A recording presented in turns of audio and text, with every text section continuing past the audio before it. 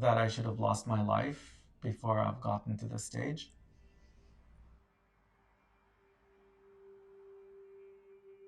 My name is Dr. Nasser Mohammed.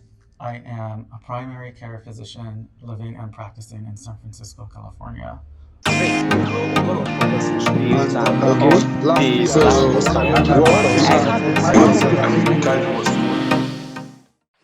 it's not new for people to come out, but what is rather new for us is the fact that Qatar is now the first, and now has its first openly queer man. Now it shows that sexuality has no race, no gender, no religion, no country, and in the fullness of time, every country will realize that LGBTQI rights are human rights and sexuality is valid. So the first LGBTQI person to come out in Qatar is a doctor who has said that he has taken a bold step to come out to the world and to show the world that truly he's not going to be in hiding anymore. He wants the world to know who he is and that Qatar has LGBTQI members and have thousands, if not going to hundreds of thousands of them and heading towards millions in the few coming years, showing that truly sexuality is something that has become very valid.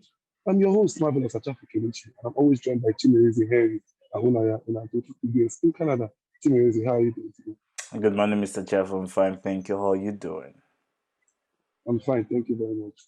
So before we kick things off officially, we'll have a news to also break to supplement news, talking about the singles and mingles that happened in Canada recently. Chimereze is going to give us a breakdown of what really happened.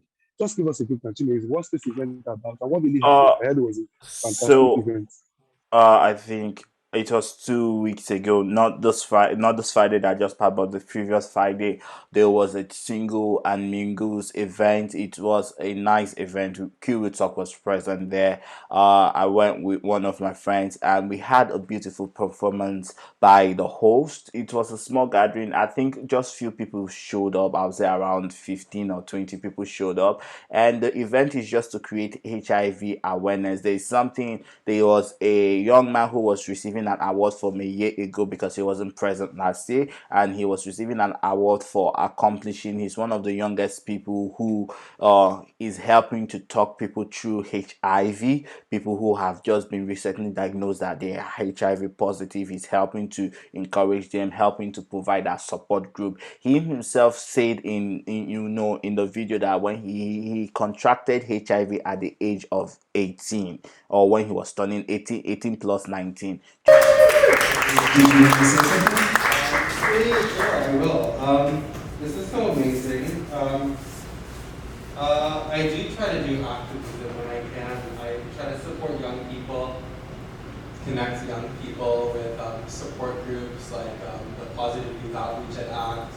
I do work with the HIKE program at AIDS Community Region, and even just being on the socials and apps whenever I find out that young cause people, I try to connect with them and give them a sense of community because it's really hard, especially when you're newly diagnosed as a young person and you just feel like you really don't know what's there for you. I was just 19 when I was diagnosed, so just at a very young age, that could be depressing, that could be devastating, just finding out that you are almost your life is almost fading now, because at those young age, you feel that's how you feel. But now with drugs, now with support groups, it's not a death sentence, and that is what the single and mingle is, so that people can also know their HIV status. And even when we were planning on going, my friend and I were like, if somebody sees us, they're going to think we are HIV positive and all this. And we had to have this back and forth conversation. Should we be there? What is the risk of being there? What will people assume, and what is the stigma of even identifying? And that is the real reality to anybody. Though we have come to that mental state and say, okay, fuck this shit, we're going to be there. If it's even going to make us go do testing to prove that, okay, we are not HIV positive, we are negative, that is how bad it is, and that is how hard it is to even support or identify with those who are. I feel we should, as a community, we should, as a society, come out from this nutshell and stop. Though we've said we stop this stigma, but we indirectly reinforce this stigma through our actions, through our thinking, and through our absence for those who are HIV positive. But it was a wonderful event. There were much performance, and I feel we'll have a one-on-one with the organizers and those who performed in the Pulse Planet, which is held almost every year, and the Pulse Planet Awards also for this year is also coming later this year. Over to you, Mr. Chaffo. I think it's a fantastic thing that they are doing. Stigma within the HIV community is really, really much. It's really terrible. And I know even of NGOs in Nigeria, yeah, where if you go there, just by going there, you don't know what you are coming for. But when they see you there, it's like a frequent goer, they just assume you have HIV, and you're coming there to collect your treatment. And one of the things that has kept this community down, that promotes HIV, the biggest promoter of HIV is even the HIV stigma, where people do not get care, where they do not get support, where they do not get treatment for their HIV status. They are positive, but because they feel like, oh, if I'm collecting my drugs, what people say, they will have my records, my name will be there. And NGOs, they gossip a lot, people gossip a lot. So those are what people say, people will just resort to self-help and taking immune boosters and killing themselves. And by the time it gets too late for them, the human being, there's one thing that is wired in every human being, is our love for life. When you see death, then it's easy for you to say, when death comes, I'll take it.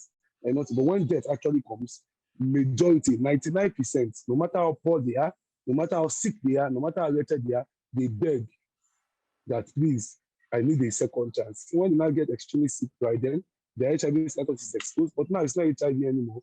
It's now AIDS, and there's nothing that can be done. Instead of it to take treatment at an early stage and save your life and live better, probably even last up to 100 years on Earth. That's why being HIV positive, because we know people that are 70 something who have had HIV for 20 years and they are still kicking, still moving, still being happy. I'm just happy that you guys showed support to them. Yeah, go ahead. Yeah, let me just add something. It's also amazing because they are giving these awards for people doing amazing things who are HIV positive. So it doesn't just feel like a death sentence. I think when you award people who are taking their viral drugs to support, just taking your pills just to save, or not to transfer that virus, is amazing, and I feel they should be applause for it. I feel just giving them this award shows that we appreciate them, shows them there is a hope beyond the tunnel, shows them that they are still part of our community and we love them. I feel it's an amazing thing, and I feel more people should come out, more people should identify, more people should stand. But over to the other news. Yeah, thank you very much for that. So moving on to the other news, the doctor who was identified as a caveman, he has, you guys will see the video obviously, he has said that, he wants to come out now to make things better, to make life so for anybody struggling in Qatar to feel loved, especially an LGBT community member to feel loved, and that there is light at the end of the tunnel. Similarly, is that truly like at the end of the tunnel? Qatar will be hosting the 2022 World Cup. And we saw what they said about the LGBTQI flags, so people coming to make it an LGBTQI event or sexualize the event, and LGBTQI the event, and to make it an LGBTQI, like an LGBTQI sanctuary. We saw the tough warnings they gave out. But this is actually a light at the end of the tunnel. There is honestly no light at the end of this tunnel. Let's not just deceive ourselves, or let's not just be political correct. As long as we don't separate religion from the state, as long as we don't separate religion from the government, as long as religion becomes the government, there is no light in the end of the tunnel, because we know the stand of religions of people who are different, not just queer people, not just women. We can even see the state in Afghanistan right now, where the Taliban has taken over government, and now we can see even to the extent that women reporters are even asked to cover their faces when reporting. So we know the extent of this. Let's not just deceive ourselves. I feel this doctor is at risk at this point in time, and again, I want to ask, he did not become the openly gay man in Qatar. Where was it? Because from the videos I saw, that doesn't look like Qatar, because Qatar wouldn't have rainbow colors on the road. You get what I'm saying? Wouldn't have LGBTQ zebra crossings. I feel that should be in the UK or in America or in Canada. If we are saying we are openly gay people in other country, I don't think we are openly gay people as we are supposed to be open. It's different from him if he was in Qatar and say, I am an openly gay man, and these are what I aim of enforcing as an openly gay person. But there is limits to what he can do. In short, his hands are even tied. As an openly gay queer doctor, how is he going to help other LGBTQ people in Qatar? That is the questions that needs to be asked. For example, for Nemat, who is an openly gay person, what's the country again? Sorry, I forgot where Namat is from. In Afghanistan, right? Afghanistan. Yes, in Yeah. Afghanistan. We can see him being an openly gay person in Afghanistan. We can see what he's agitating for. He's not just an openly gay person just for social media clouting. He's an openly gay person who has been rescuing queer people, building queer communities. He's literally took a queer person who was beaten by the Taliban, almost half dead, took him to the hospital and paid treatments for this person. So it's not about just stating or cloud chasing and saying, I am the openly queer person. The question is, as an openly queer person, what is your agitation? What is your agenda? What do you stand for? That is the question. Over to you, Mr. Chaffo. Well, like I always say, like coming out is not going to be a silver bullet. And sometimes coming out even brings higher resistance. So especially if you do not think it through, if there is no roadmap, if there is no what's the word planning, and then you come out, you meet every resistance. People will feel like, oh, it seems that we are not toughening our laws, or we are not securing people enough, or we are not policing people enough, that they have to the extent of the now feel like they can come out. And they are going to be enemies willing to take tougher measures and shut down the LGBTQI spaces by all means possible. We saw what's coming out did in Egypt when the guy came out in Egypt and waved the flag. That Egypt, was it a concert or something? And he waved the flag saying that, oh, he wants to come out. We saw what the military and the social security did in Egypt. It became tougher for the LGBTQI community members. They were going as far as even tracking them to their house. They went as far as even using grinders to create fake profile pictures and cracking people in their homes. It got to a point where Grindr was forced to close down services in Egypt. It was a very, very messy. I've never seen such a messy situation in the world where they even said that they were torturing them in underground cells.